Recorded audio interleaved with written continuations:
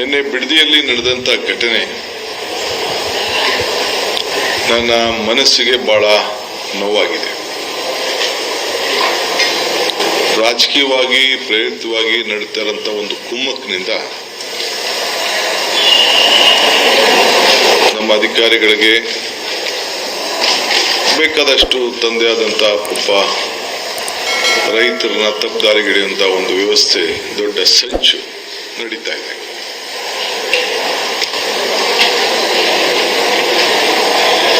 ಎಲ್ಲರ ಮನಸ್ಸಿಗೆ ನೋವುಂಟು ಮಾಡೋದು ನನ್ನ ಅಭಿಲಾಷೆ ಆಗಲಿ, ನನಗಿಷ್ಟ ಇಲ್ಲ. ಇದು ಈ ಯೋಜನೆ ನನ್ನ ಕನಸಿನ ಪ್ರಾಜೆಕ್ಟ್ ಅಲ್ಲ. ಇದು ಯಾವತ್ತೂ ಕೂಡ ನಾನು ನನ್ನ ಕನಸಿನ ಯೋಜನೆ ಈ ಬಿಡದಿ ಟೌನ್ಶಿಪ್ ಅಂತ ನಾನು ಹೇಳೇ ಇಲ್ಲ. ನಾನು ಇದಕ್ಕೆ ಫೌಂಡೇಶನ್ ಹಾಕಿಲ್ಲ. ಏನು ನಮ್ಮ ಹಿರಿಯರು, ರೈತ ಬಂಧು ಹೋರಾಟಗಾರರು, ಅವರು ಏನು ಈ ರಾಜ್ಯಕ್ಕೆ ಮಾರ್ಗದರ್ಶನ ಕೊಟ್ಟರು, ಆ ಮಾರ್ಗದರ್ಶನದಲ್ಲಿ ಮುನ್ನುಡಿ ಬರೆಯುವಂತ ಕೆಲಸ ಮಾತ್ರ ನಾನು ಮಾಡ್ತಾ ಇದ್ದೇನೆ. ಅನೇಕ ಮುಖ್ಯಮಂತ್ರಿಗಳು, ಇಂಡಸ್ಟ್ರೀಸ್ ಮಿನಿಸ್ಟರ್ ಏನು ತೀರ್ಮಾನಗಳನ್ನು ಮಾಡ್ಕೊಂಡು ಬಂದರು, ಅದನ್ನು ನಾನು ಮುಂದುವರಿಸಿ ಅಂತ ಹೇಳಿದ್ದೇನೆ. ನನಗೆ, ನಾನೊಬ್ಬ ರೈತನ ಮಗ, ನಾನು ಕಪಟ ವ್ಯವಸಾಯ ಮಾಡದೇ ಇದ್ರು ಕೂಡ ಹುಟ್ಟಿನಲ್ಲಿ ನಾನೊಬ್ಬ ರೈತನ ಮಗ. ಭೂಮಿ, ರೈತನ ಬದುಕಿನ ಬಗ್ಗೆ, ಅವನ ಶ್ರಮದ ಬಗ್ಗೆ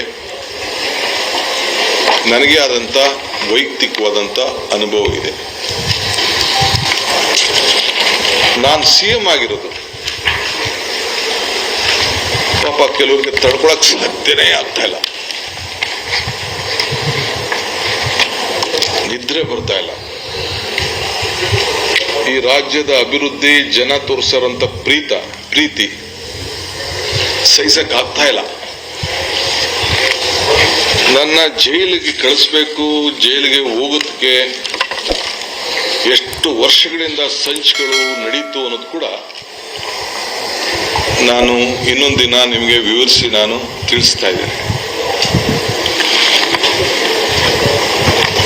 ಈಗೂ ಕೂಡ ಮಾಧ್ಯಮದಲ್ಲಿ ನಾನು ನೋಡ್ತಾ ಇದ್ದೆ, ಇವತ್ತು DKC ಜೈಲಿಗೆ ಹೋಗುವ ದಿನ ಬಂದೇ ಬರ್ತದೆ ಅಂತ ಹೇಳಿ ನಮ್ಮ ಕುಮಾರಣ್ಣವರು, HDK ಅಂದ್ರೆ ಕುಮಾರಣ್ಣವರು,